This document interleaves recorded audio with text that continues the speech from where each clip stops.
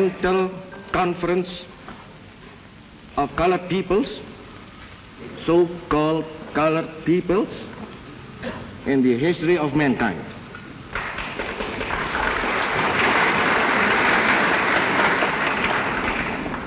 I am proud that my country is your host. It is a new departure in the history of the world that leaders of Asian and African peoples can meet together in their own countries to discuss and deliberate upon matters of common concern.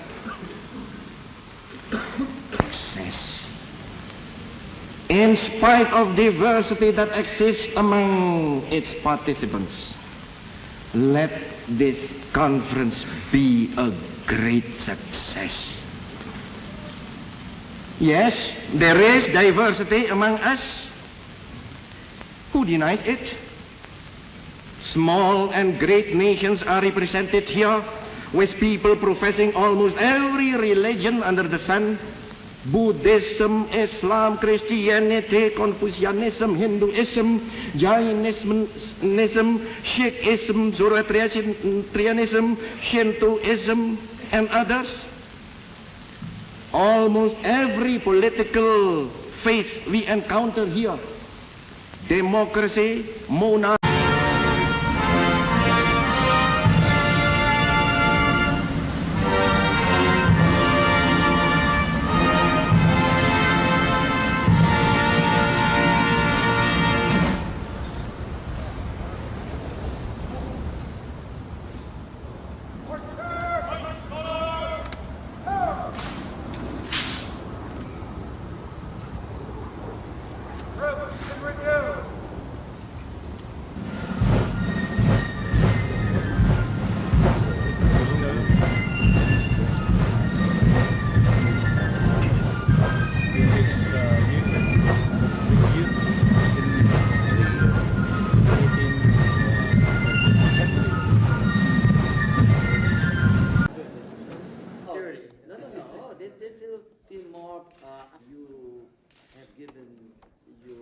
We are coming out of this problem, and if we come out, we'll be even better than before.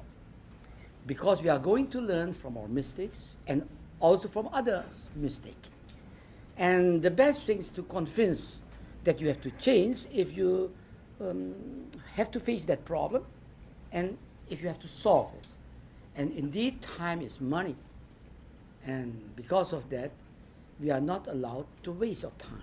Any reason why, as we are about to get the credibility back for our bank, our banking system, is very depending on the law which is controlling, let's say, bankruptcy law, and controlling the supervision of the banking or banking system, and even supporting the Bank of Indonesia to make it more stronger than ever.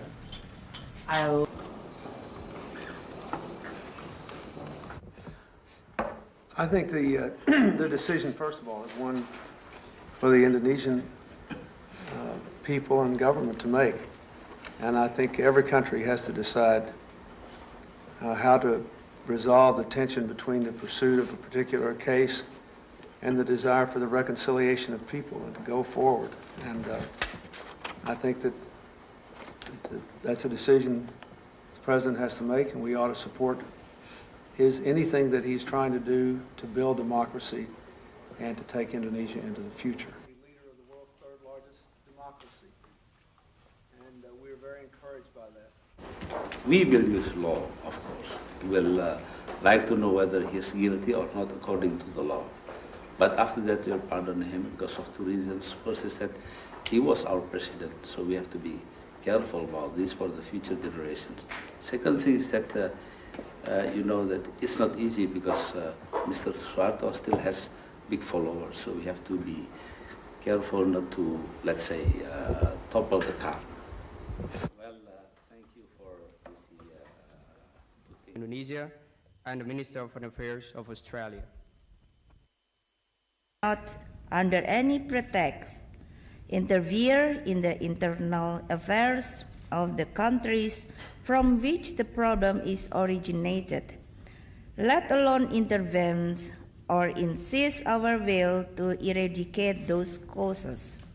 No matter how confident and determined we are in our efforts to help redress the situation in one given country, experience has taught us that excessive attempt problem even more complicated.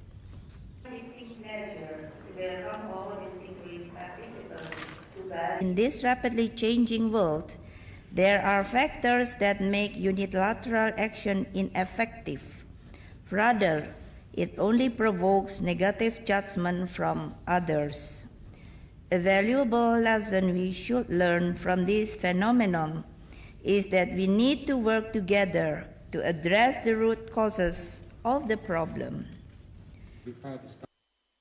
These connections, I also wish to inform you, President. We look at the picture of the problem. The actual condition of education to defend such interests, still it does not allow us to do whatever in accordance with universally acceptable principles.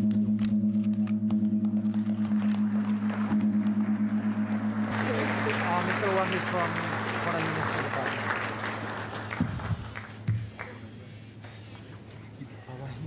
Saya drop di bawah. Welcome to the Oval Office. Mr. President, I'm also pleased to have the opportunity to meet you again after we met in Chile during the APEC meeting. As I have said during this meeting, that I do hope that our cooperation can be strengthened from time to time. And as we discuss on many subjects, the education, the economic cooperations, the counterterrorism, regional situation and others, I certainly hope that Indonesia can continue its reforms, its democratizations, and its economic reconstruction. And I do hope that you could maintain your contribution and support to us in continuing our reforms and democratizations. We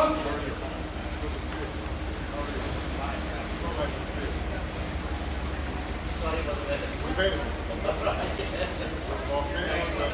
Storms and everything. So nice to see you. How are you? Good to see you. We're so glad to be here. Except I don't recognize any.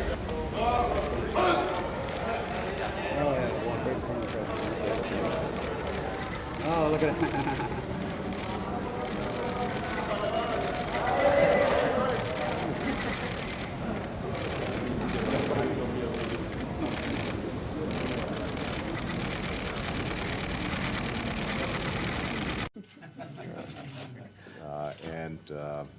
Again, I want to thank you, Mr. President, for your leadership and your commitment to improving ties between the United States and Indonesia.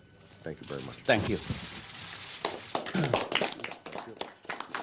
I look forward to welcoming President Obama to Indonesia next year, and he will be warmly welcomed by the Indonesian people. I thank you. Thank you so much. Thank you. That is to free up our private sector, both domestic and foreign, from poorly conceived policies, excessive permitting and licensing. That's been slow. Do you still believe in public-private partnerships? Thank you very much. Thank you. I want to test my minister. Please answer the question. Pak Tom.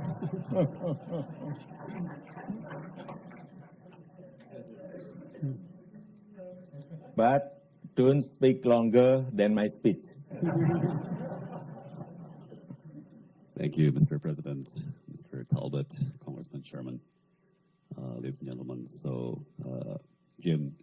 First and most importantly, I need to deliver to you warm greeting from your million of fans in Indonesia. Wow.